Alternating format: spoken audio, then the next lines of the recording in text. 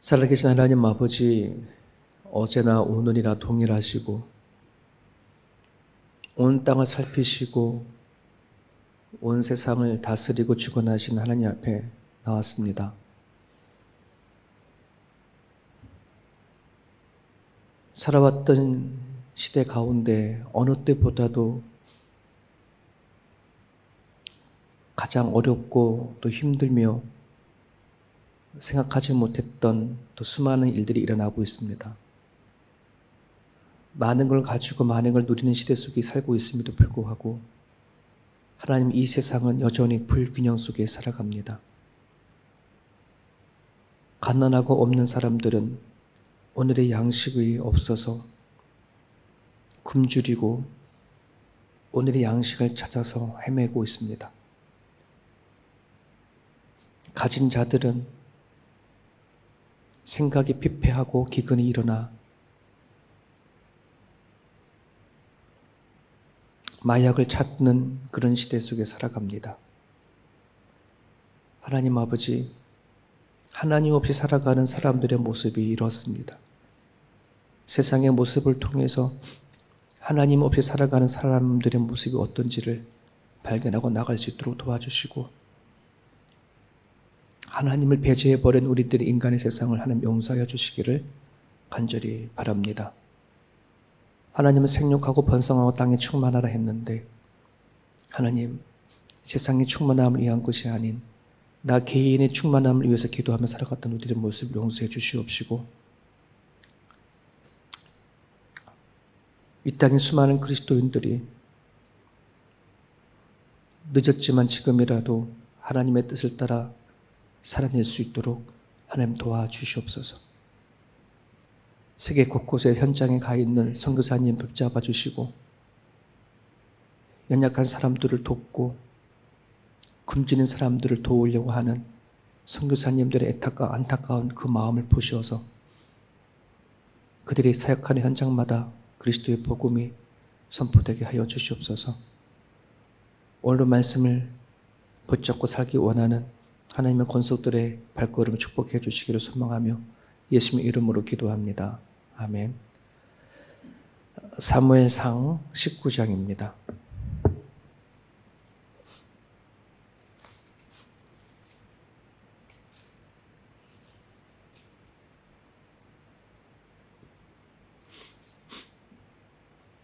사무엘상 19장입니다.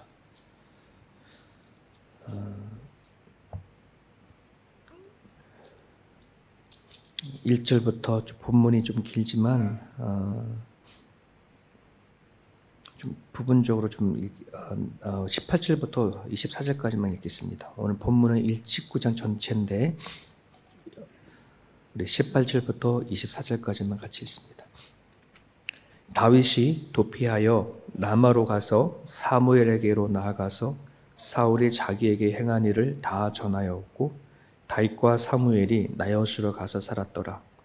어떤 사람이 사울에게 전하여 이르되 다윗이 라마 나요스에 있더이다 하매, 사울이 다윗을 잡으러 전령들을 보냈더니 그들이 선지자 무리가 예언하는 것과 사무엘이 그들의 수령으로 선 것을 볼 때에 하나님의 영이 사울의 전령들에게 임하매 그들도 예언한지라. 어떤 사람이 그것을 사울에게 알림해 사울이 다른 전령들을 보냈더니 그들도 예언을 했으므로 사울이 세 번째 다시 전령을 보냈더니 그들도 예언을 한지라. 이에 사울도 라마로 가서 세구에 있는 큰 우물에 도착하여 물어 이르되 사무엘과 다윗이 어디 있느냐? 어떤 사람이 이르되 라마 나요스에 있나이다.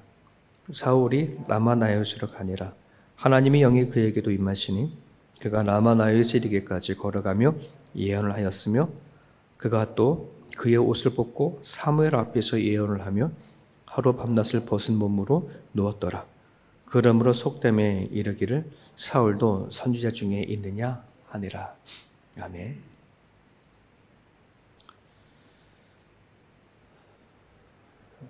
사무엘상은 사무엘을 끝으로 모세와 또 여호수아, 그 시대는 그 시대를 물론 사사시대까지 유지되어 왔던 신정 정치가 외형적으로는 이제 왕정 정치로 바꿔져 가는 그런 모습을 보입니다.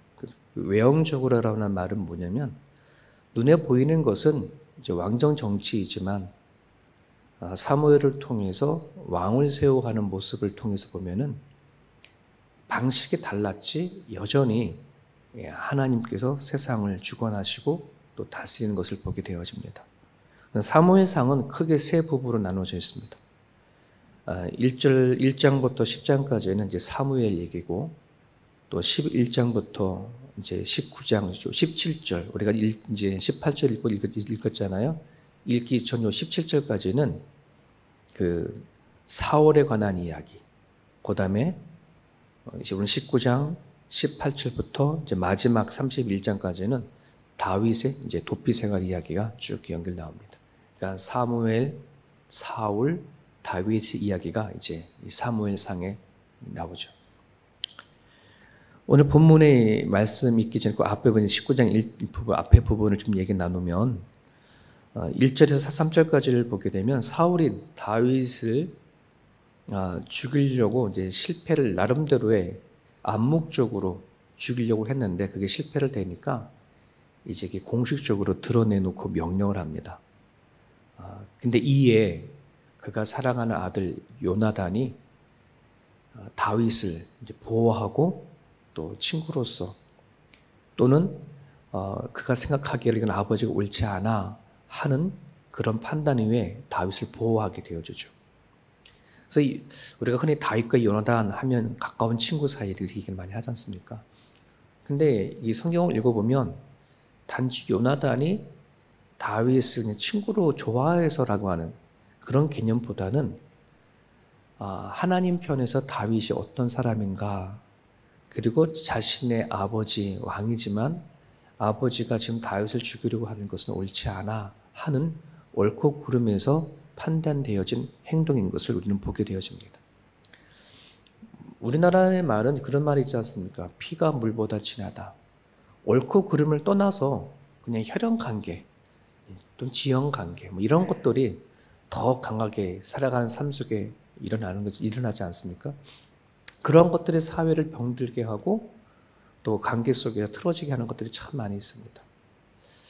여러분, 오늘날 우리가 교회가 하나님의 진리를 전하는 이 교회가 물론 가족의 공동체가 되어줘야 되고 그 어떠한 보다 끈끈한 가족 관계가 있어야 되겠지만은 그 끈끈한 가족 관계 이전에 하나님의 진리 안에 옳으냐 그러냐라고 하는 판단이 항상 있어져야 한다는 사실을 꼭 기억을 하셨으면 좋겠습니다.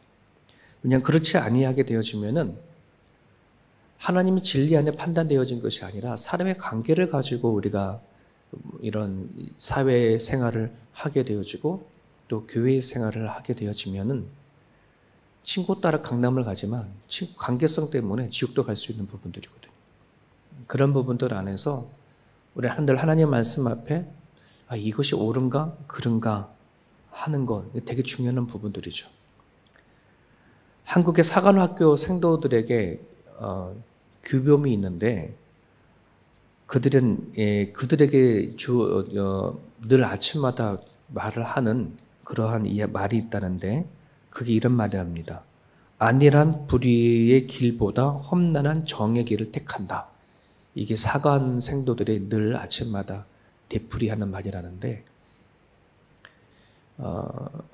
안일한 불의보다는 험난한 정의의 길을 택하겠다. 이건 우리 성경적인 정신 속에 만들어진 것이 않나 이런 생각해 봅니다. 우리 복음 하나님 예수님 말씀에도 그런 말 있지 않습니까?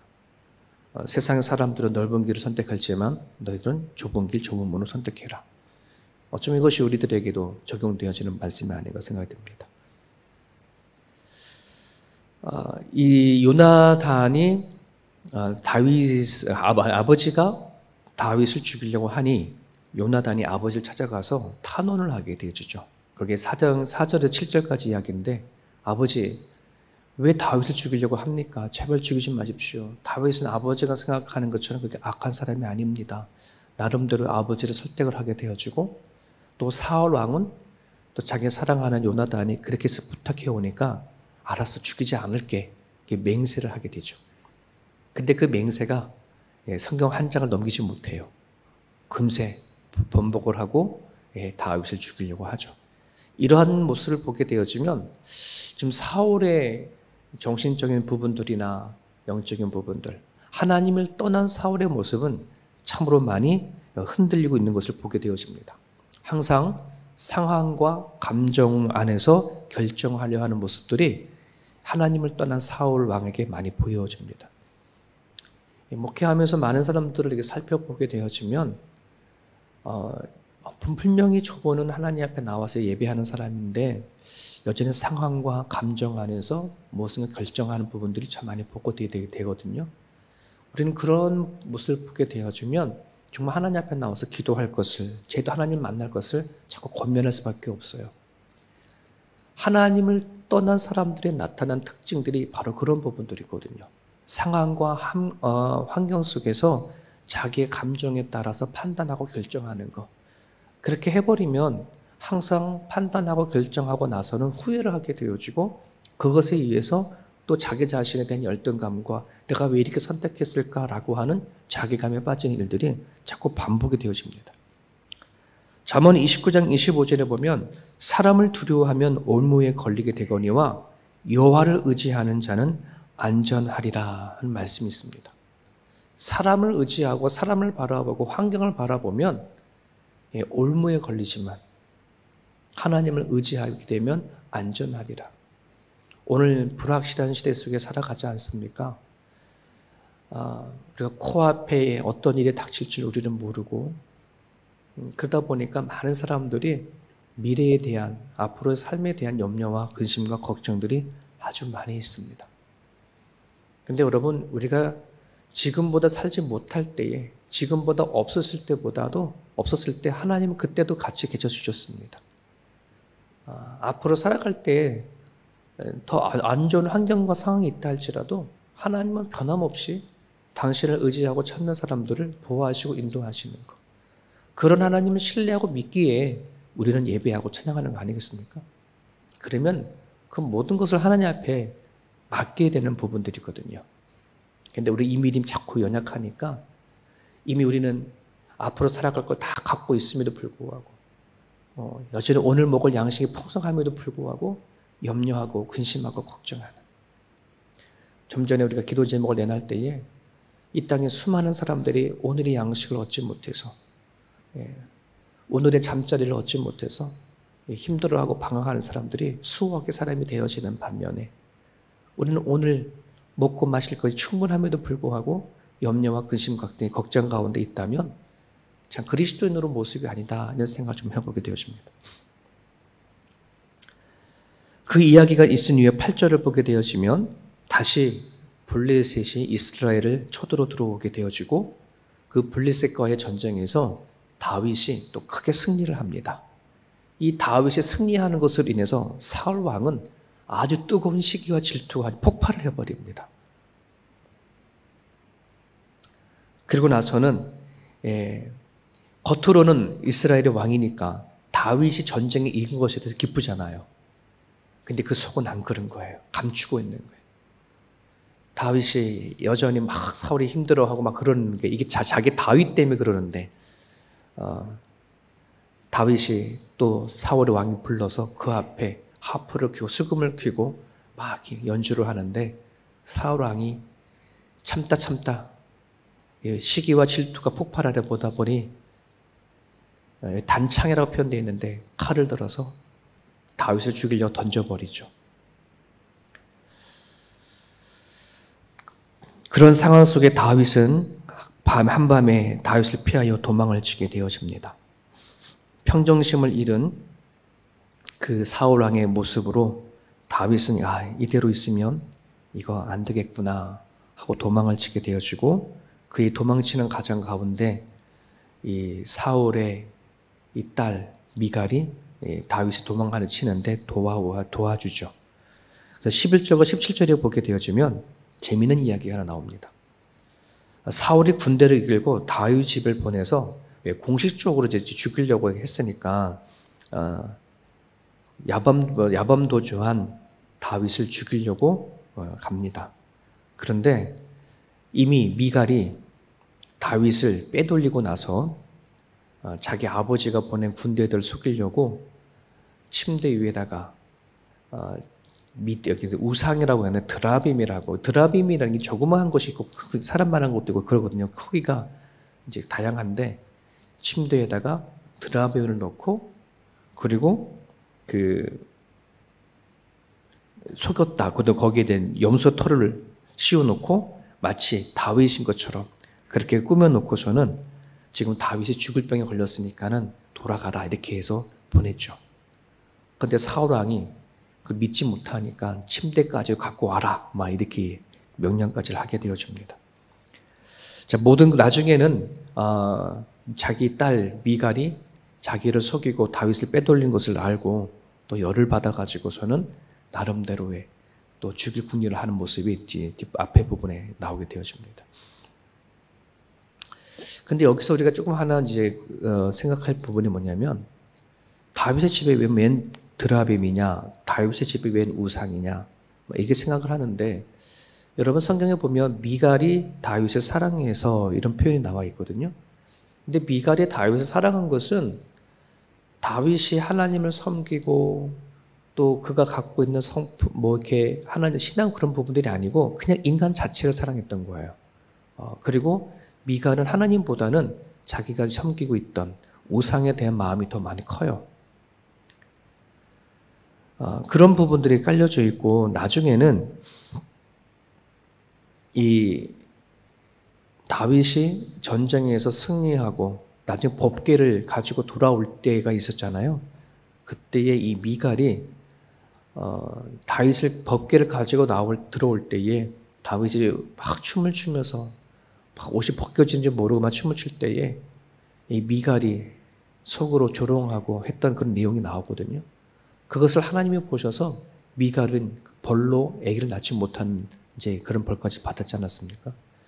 그러니까 미갈이 다윗을 사랑하지만 그런 진짜 하나님 믿는 부분들이 아니라 자기 인간적인 그런 사랑을 나중에 하게 되어지고 그로 인해 그것을 또 사울 왕이 나중에 다윗을 시기 질투하니까 자기의 다윗에게 미갈을 뺏어서 다른 사람에게 시집도 보내고 나중엔 다윗이 다시 미갈을 찾아오고 막 이런 얘기가 본문에 담겨져 있습니다.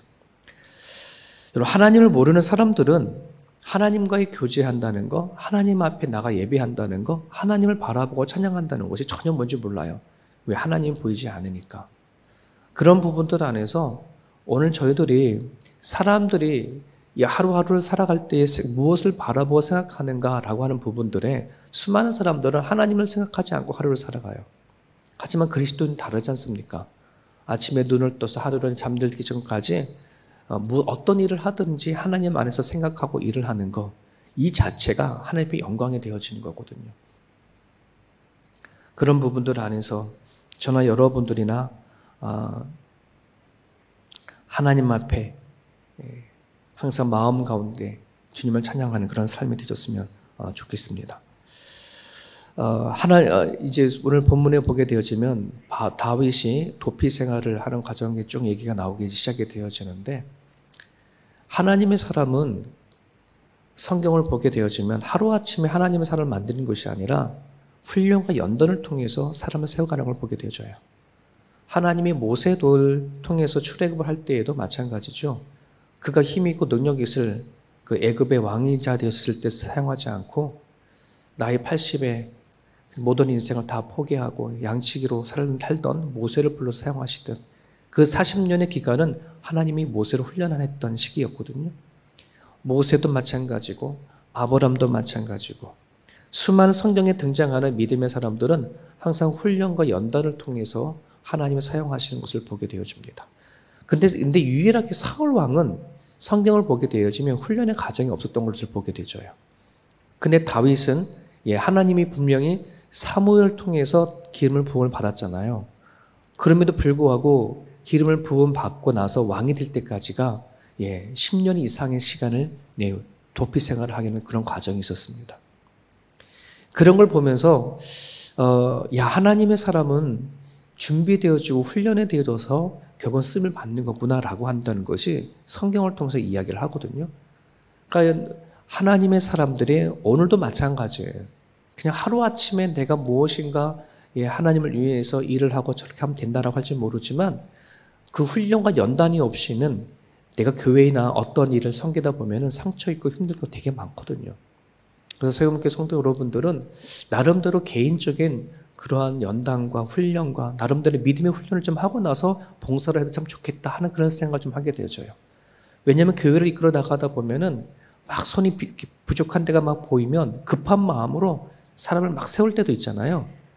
그런데 그렇게 되어지는 것보다는 이 사람이 지금까지 살아오는 가정 가운데 어떤 훈련이 있었나, 어떤 고민을 했나, 어떤 신앙적인 그런 싸움을 했나, 이거를 가지고서는 이렇게 세워가게 되어지면은 참 그게 덕이 되지 않을까 하는 생각을 좀 많이 하게 되어집니다. 그런 부분들 안에서 여러분들이 기도해 주실 때에 하나님 안에서 잘 훈련되어질 수 있는 세움교회가 되어질 수 있도록 기도해 주시길 바랍니다. 자, 그래도 오늘 하나만 더 말씀드리고 마치 기도하겠습니다. 사울에게 의해서 도망을 치는 다윗이 어디로 도망쳤느냐 하는 것입니다. 오늘 본문에는 사무엘이 있는 라마 다윗이라는 곳으로 도망을 쳤다 그래요. 아버지 집으로 도망칠 수도 있고 또 자기가 아는 사람들 집으로 도망을 칠 수 있는데 다윗이 도망친 것은 사무엘이 있는 곳. 사무엘이 좋아서가 아니라 사무엘이 가게 되면 하나님을 만날 수 있기 때문에 이 다윗이 그것이 가장 큰 강점입니다. 어떠한 상황 가운데 안에서도 하나님 앞에 가는 것, 즉 하나님이 피난처이고 하나님이 요새이시고 반석이신 것을 다윗은 너무나 잘 알았기 때문에 사랑하는 여러분, 모든 사람들이 살아가는 가정 가운데에 두렵고 위기가 올 때가 참으로 많이 있습니다. 그럴 때마다 언제든지 하나님 안에 피할 수 있기를 바랍니다.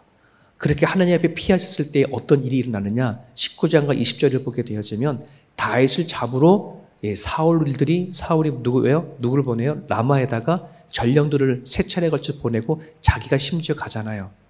전령들이나 자기 자신들이나 다윗을 잡으러 갈 때에 예언을 했다. 여기서 예언이라는 말을 보니까 이게 그냥 앞날을 예언하는 그런 예언이 아니라 노래, 찬양으로 해석이 되어져 있어요. 원문이 그런 뜻입니다. 신령한 노래, 이게 나바라고 하는 히브리어인데요. 어떤 예언이 아니라 하나님을 찬양하고 노래한 영을 얘기를 해요. 그걸 보면서 참 하나님은 참 위트 있다. 이렇게 원수로 하여금 다윗을 잡으러 가려고 하는 그 사람들 향해서 하나님을 찬양하고 노래하는 그러한 역사가 일어나는구나 이런 생각을 해보게 되어지거든요. 하나님 앞에 피할 때에 오늘 우리들이 닥치는 수많은 어려움들과 위기를 하나님께서는 노래로 찬양으로 만들어 줄 믿고요. 이 아침에 그 부분 놓고 기도했으면 좋겠습니다. 여러분들이 힘들어하는 위기가 있는 거, 어려움이 있는 거, 그리스도 하나님 앞에 피하심으로 말미암아 여러분들이 닥친 모든 환경과 상황이 노래가 되어지고 찬양이 되어질 수 있기를 이 아침에 기도해 주시길 바랍니다. 주님 주신 말씀 붙잡고 자유롭게 기도하시다가 돌아가시길 바랍니다.